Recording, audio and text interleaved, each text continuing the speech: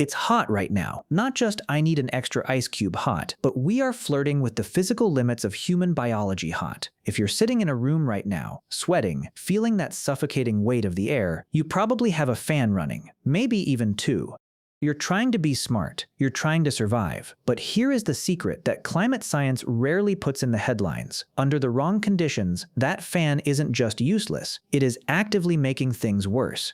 It might even be speeding up the exact process that leads to heat stroke. And the surprising part is that this isn't some distant future problem. In some places, these conditions already exist, which makes understanding how your body deals with heat more important than ever. Let's talk about why. It starts with one of the biggest misunderstandings about how your body keeps you alive. Most people think the answer is sweating. It isn't. Sweating is only the delivery system. The real cooling mechanism is evaporation. When sweat turns from liquid into vapor, it carries heat away from your body. Every tiny drop that evaporates removes a little more heat. That's what actually keeps you cool. Without evaporation, sweat is just moisture sitting on your skin. It doesn't cool you. That's exactly why humid days feel so much worse than dry ones. On a dry day, sweat evaporates almost immediately. Your cooling system works quietly in the background. But humid air changes everything. The atmosphere is already filled with moisture, so evaporation slows down. The escape route for your body heat starts closing. Sweat stays on your skin. You feel hot, sticky, uncomfortable. And even though your body is producing more sweat, you don't feel any cooler. Now think about what's happening inside your body. Your body is basically a furnace. Even while you're sitting still, your heart, lungs, and billions of cells are constantly producing heat. At rest, that's about 80 watts. Start walking, lift something heavy, exercise, and your body can produce hundreds of watts more. All of that heat has to leave your body. Most of the time, evaporation is the main way it escapes. But when humidity blocks that process, heat starts building up inside instead. And that's where this story takes a serious turn. Scientists have a way to measure exactly when your cooling system begins to fail. It's called wet bulb temperature. Most people have never heard of it, yet meteorologists have used it for more than 200 years. The test is surprisingly simple. Take a thermometer, wrap the tip in a damp cloth, leave it exposed to the air. As the water evaporates, it cools the thermometer. The final reading is the wet bulb temperature. If the air is dry, evaporation happens easily and the thermometer becomes much cooler. As humidity rises, evaporation slows down. The thermometer stays warmer. And if the air reaches 100% humidity, evaporation almost stops completely. The wet bulb temperature becomes nearly the same as the air temperature. That's why this number matters. It doesn't just tell you how hot the weather is. It tells you whether your body can still cool itself. And sometimes, those are two very different things. Your body doesn't care about the air temperature alone. What really matters is whether that heat can actually leave your body. And that's exactly what wet bulb temperature measures. There is one number that climate scientists pay very close attention to: a wet bulb temperature of 35 °C. This is considered the theoretical limit of human survival. Why 35? Because your normal body temperature is about 37 cc. As long as the surrounding air can absorb your body heat, your cooling system keeps working. Sweat evaporates. Heat escapes. Your body stays close to its normal temperature. But at a wet bulb temperature of 35 °C, everything changes. The air is simply too hot and too humid for evaporation to keep working. Your body keeps producing heat. It keeps sweating, but that sweat can no longer cool you. Instead, the heat stays trapped inside your body. Your core temperature begins to rise. This isn't like a fever. Your body isn't choosing to get hotter. It's losing the ability to cool itself. Without rapid cooling, heat stroke can develop very quickly. This is no longer about comfort. It's about survival. And this is exactly where the fan enters the story. Most people think a fan always cools you down. Most of the time, that's true. A fan moves air across your skin. That moving air helps sweat evaporate faster. More evaporation means more heat leaves your body. But a fan has one important limitation. It doesn't make the air colder. It only moves the air that's already around you. Once the air becomes hotter than your skin, around 35 cc, the situation changes. Instead of helping your body lose heat, the fan starts blowing hotter air directly onto your skin. Imagine opening the door of a hot oven. The moving air doesn't cool you. It heats you up. The same thing can happen here. Add high humidity and it gets even worse. Your sweat is already struggling to evaporate. The fan can't fix that. Instead, it may increase how quickly heat moves from the air into your body. And this isn't just a theory. Research has shown that during extremely hot and humid conditions, especially in older adults, electric fans can increase heat strain instead of reducing it. So the real question isn't whether fans are good or bad. The real question is, when does a fan stop helping? For years, scientists believed that a sustained wet bulb temperature of 35 Tumsers was something humanity wouldn't have to face anytime soon. They were wrong. In 2020, a study published in Science Advances found that conditions very close to this limit had already been recorded, not in computer simulations. In the real world, most of these events lasted only a few hours, but they happened, and they're becoming more common. One of the best-known examples came from Bandar Mashar, Iran. In 2015, the city recorded a wet bulb temperature of about 34.6